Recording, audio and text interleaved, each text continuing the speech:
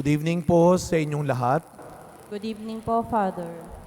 Kaninang umaga ako po ay may isang minisahan, isang opisina na ang nag-sponsor ay yung nagba-birthday nilang kasama. No? I think yun ang pinakamagandang paraan para ipagdiwang ang birthday ng isang tao. Huwag niyong kalilimutan magsimba. Di ba kaya nga yan ang biruan natin? 2 beses ka lang naman nagsisimba. Birthday mo at Pasko. Pero yung birthday, that is the best way to celebrate, to remember the gift of our life, is to celebrate it with the Eucharist. Kaya bata pa lang ho tayo, yan na ang itinuturo sa atin. Pag birthday, isisimba ka ng nanay mo, isisimba ka ng tatay mo. Kaya nga, nung bata ho kami, isa yan sa mga pinakahihintay namin na a-absent kami kasi birthday namin. Yun lang yung official, legal, na papayagan kaming umabsent dahil birthday. Magsisimba. At kapag birthday, hindi nawawala yung wish. Alam niyo po, karamihan sa mga simbahan ngayon, mapapansin ninyo, agaya sa atin dito, pag first Sunday, anong meron? Blessing ng mga may birthday.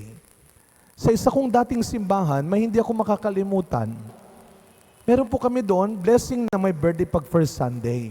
Pero may napansin ako isang matandang babae, tuwing first Sunday, sumasama siyang magpa-bless.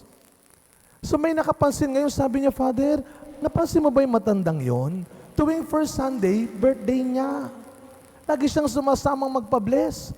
Sabi ko, habang yung iba, ayaw nang tumanda, ito nagmamadaling tumanda. Nagmamadali sa buhay niya at birthday ng birthday. So minsan biniro ko siya, sabi ko, birthday niyo na naman. Sabi niya, Father, every day is my birthday. Sa isang banda, tama siya. Dapat araw-araw, inaalala natin ang biyaya ng ating buhay. Sabi nga, every gising is a new blessing. Is a new beginning. Kaya dapat bawat umaga, huwag nating kalilimutan na maalalang binigyan pa tayo ng buhay ng Diyos. Ilang taon na ngayon ang nanghihingi ng dagdag buhay, ng dagdag araw. Samantalang ikaw, meron pa. Pero hindi natin masasabi kung kailan ang huling birthday. Kaya hanggat tayo'y nandito pa, huwag natin sasayangin yon. Naalala niyo po ba kung ano ang the best wish na binigay sa'yo? At ano ang paboritong wish ng isang tao sa birthday? Isa lang. May you have many more birthdays to come. Di ba? Sana humaba pa ang buhay mo. Walang masama. Pero kulang yon. Ang buhay hindi pahabaan. Pabutihan. Hindi kung sino ang nabuhay ng mahaba, kundi kung sino ang nagsikap mabuhay ng tama. Wala lang yan sa kinakain. Yung mga namatay ng umaga, kumakain din ng spaghetti yon. Kumakain din ng pansit yon. Pero namatay din. Ang pahaba ng buhay ay hindi nakasalalay sa kinakain, kundi nasa ugali rin. Nasa ginagawa rin. Kaya ang ganda ng paalala ng unang pagbasa. May isang bahagi dito ng unang pagbasa na sinasabing, Panginoon, bigyan mo lamang ako ng dapat na pagkain.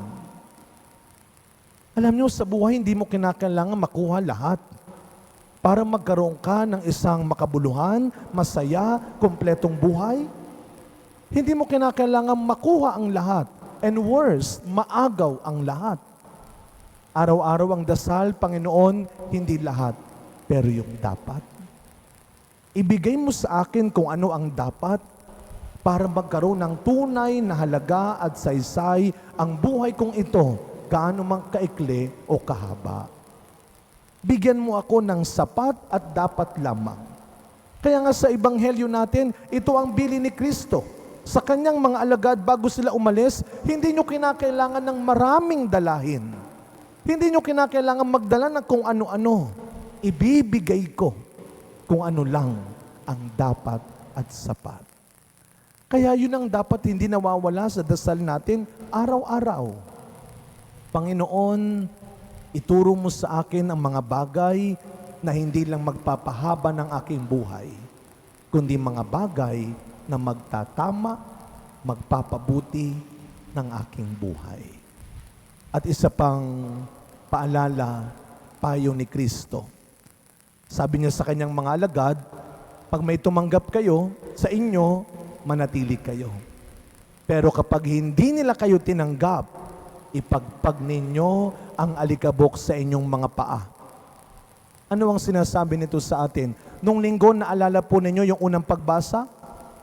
Na laging may mga tao sa paligid natin ang magiging hadlang sa pagsasabi natin ng totoo. Magiging balakid sa pag-iisip natin ng tama, magiging panira sa ginagawa nating maganda. Pero hindi natin sila dapat patulan, pantayan, at higitan. Dahil kikilos ang Diyos. Isa lang ang kanyang paalala. Sabi niya sa mga alagad, focus. Ipagpag ninyo yan, huwag kayong magpapasira. Ipagpatuloy ninyo ang ginagawa ninyo. Kaya sa huling bahagi ng Ebanghelyo, nakapagturo sila ng mabuting balita. Marami silang napagaling dahil nagtiwala sila sa kung ano lang ang sapat at dapat. Kaya sa pagkapatuloy na misa natin mga kapatid, araw-araw dapat sineselebrate ang birthday, ang buhay. Dahil araw-araw, isang bagong buhay ang binibigay ng Diyos, hindi para sayangin, hindi para sirain. Kundi araw-araw, may oras at lakas pa tayo para magkaroon ng hindi man ang mahaba, pero mabuti at tamang buhay. Amen.